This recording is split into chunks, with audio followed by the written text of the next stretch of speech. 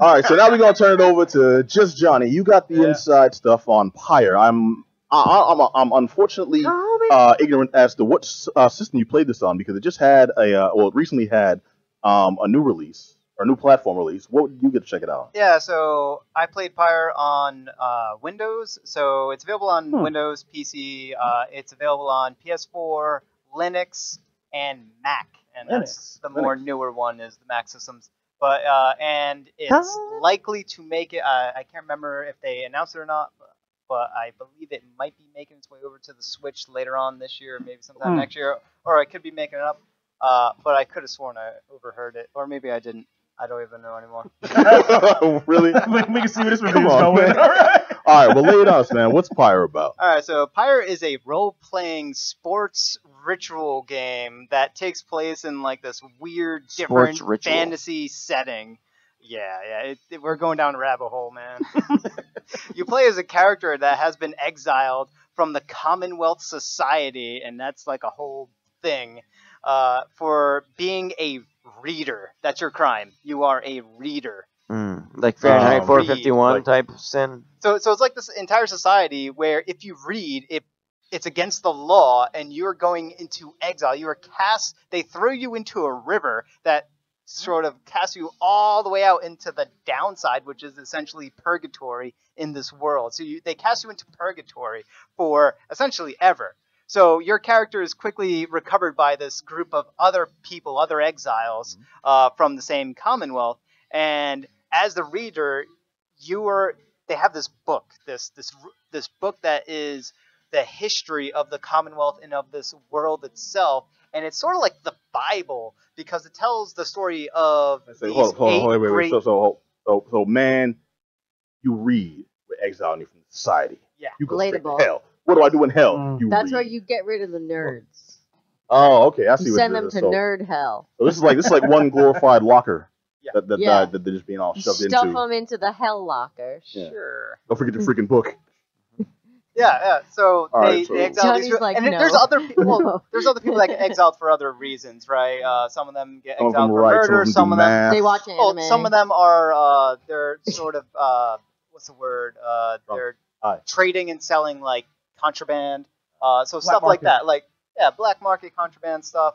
It depends. Some one of them was this is the place I'd want to go, man. I'm hearing there's cats like there's cats that are partying there, and the ones that have like the good books and everything too, man. I mean, I'll go down them gigging. That's just kind of messed up, man. I'm sitting here like, what you in for? Reading. Hold on, what? Like I was selling bootleg DVDs. I was selling booze. I was messing with hoes. What you in here for? Reading. Yeah, that's the most gangster. That's the most gangster. Why you think they be congratulating you on the Boondocks for that, man? That's the most gangster I'm just blown away. I can't even brag it out. So with these other group of exiles, you meet up with them, and then because you're able to read, they hand you this sacred book, and in this book tells the story, the lore of this world, as well as these rituals that you're about to perform, and you travel around through these purgatory lands called the downside, with the ultimate goal of cleansing your soul. Via performing these basketball, rugby, RPG-style sporting rituals called the rites. Wait, so you got thrown down there for reading. Odds are you weren't the most... sports? Yeah, I'm saying. Yeah, what?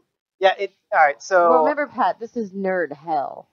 True, okay. Well, I don't know where my head was at. Yeah. This is like... So it's like that, and then you have to like go up to the bulletin board with a boner. Yeah, so half the game is like you re-earn your soul. Half the game is like the sports weird game that I'll talk about, and the other half is this RPG system of really just heavy storytelling, world building, interacting with your party members, which are also people that you're traveling with, which are also people that are part of this team of ritual performer people that are going to partake, whether or not you choose. You're sort of like the coach of this team. So your character does not perform in these rites, but you select who you want to perform in these rites.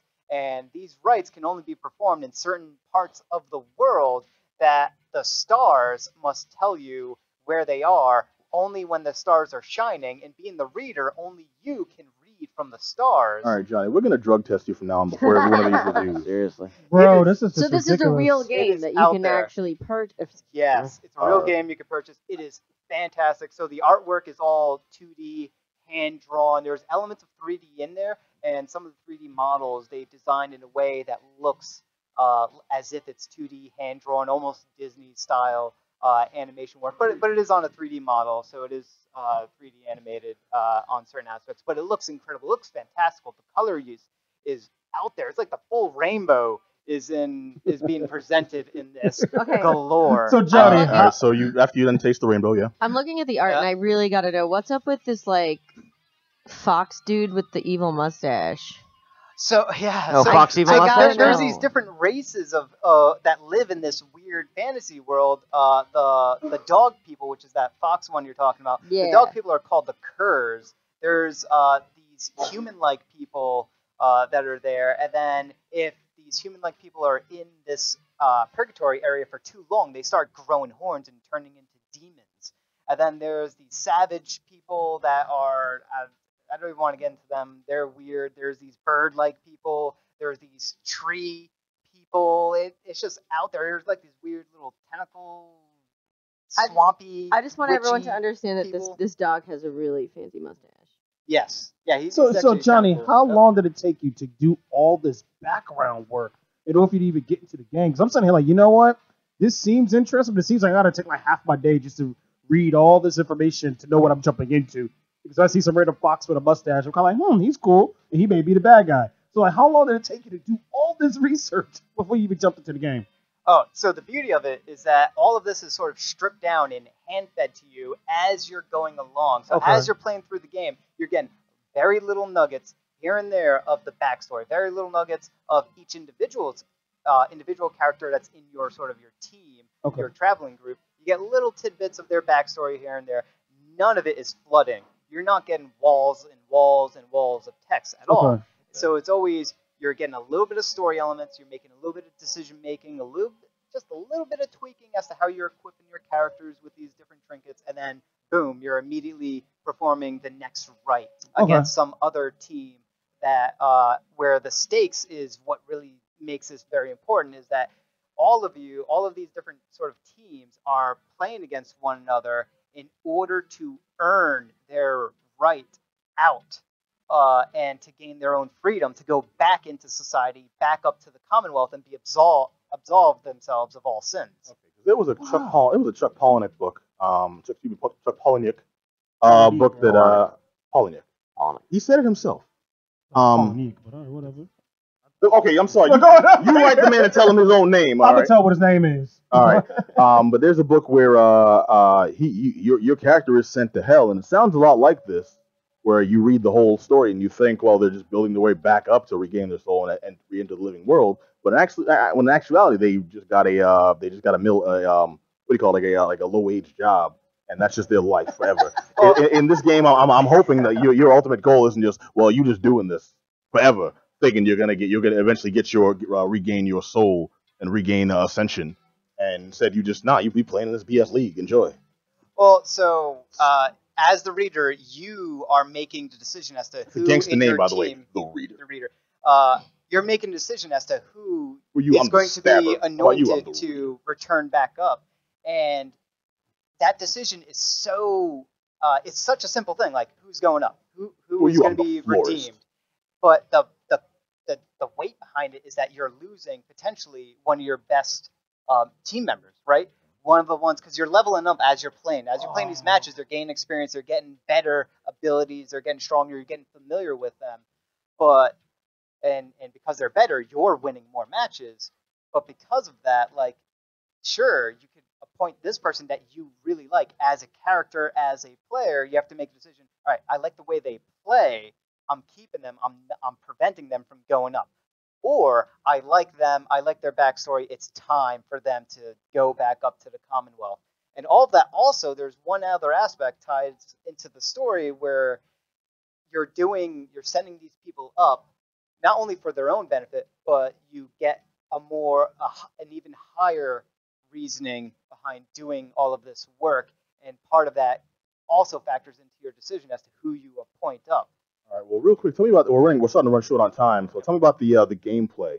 The gameplay. Itself, 'cause it sounds like a Blood Bowl a bit, which I thought was great in concept, but the gameplay made it kind of tedious. Looks like fantasy basketball. Fantasy basketball, fantasy rugby. So there's this orb that starts off in the middle of the arena. You have 3 people on your team. The other team also has 3 people, and whoever you select as a character, they have almost very, very different abilities. Some of them can fly. Some of them they kind of walk very, very slowly. But you're controlling essentially one team member at a time, and you're moving them through the arena, the court, or whatever, picking up this orb with the hopes of taking that orb, carrying it over to the enemy's pyre, and you have a pyre. These are kind of like the goal nets or the hoops. And you can either sort of dunk it in by basking yourself, by jumping your character into the fire, or you can huck the ball into the fire itself. So there's 2 different ways of scoring, and the easier way is to sort of run into the fire, and that, because it's easier, there's a slight drawback to it where you can only do it once because you die because you jumped into fire. Well, kind of. The next round, that character is sort of on the bench, and now you only have 2. Just smoking. Yeah, he's on the bench.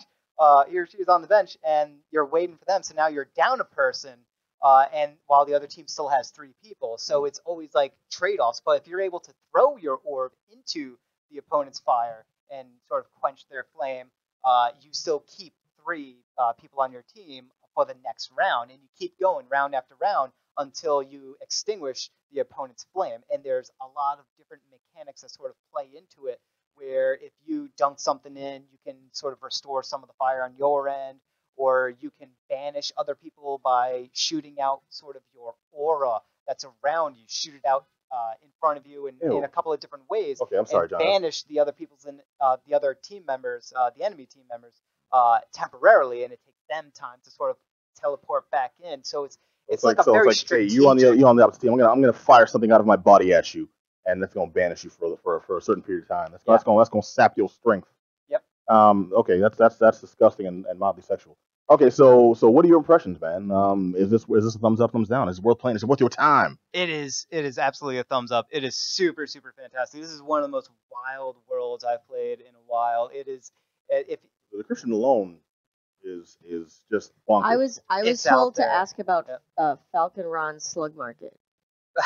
So there's like this NPC father and son combo where the son is selling you items that you can purchase and equip on your characters, but the son is riding on top of his bigger father.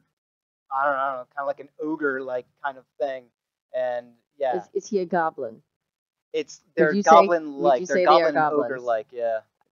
I was messaged to ask because I was told that there are goblins that sell slugs. Yep. That's very appealing to me. They sell very weird stuff, just like how the world itself is very weird. There's also like parts of the world you'll see like these fantastical like carcasses. Carcasses.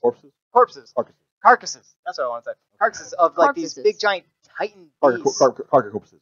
But these big giant titan beasts that are kind of like the backdrop to the courts and the arenas that you're playing in, but they're also part of the lore that has happened like hundreds of years ago between like the hero that's written in the books that you're reading along the way. It's deep as far as the lore, and that's what makes it super This is good. some intense sports ball, guys. It's really good. The only problem with this game is the passing system and the character switching while you're in the middle of a match is weird. I can't even make sense of it.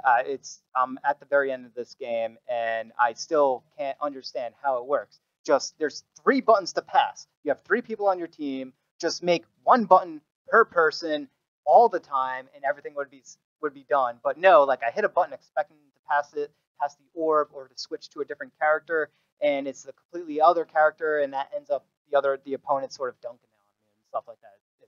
Well, I'm sorry, man. We'll get you into the Michael Jordan training camp, and we'll get those skills proper. Yeah. All right. The game's called Pyre. Available now for the PS4, PC, for the Mac, and Linux systems, and the game sells for right now. It's actually 50% off. Nope, not anymore. It's $20 across the board. All right, just trying to pull in fake outs, but still recommend checking it out. Oh yeah, definitely check it out. This game it'll blow your mind. All right, now I'm gonna change into my gear. Okay. Proper like.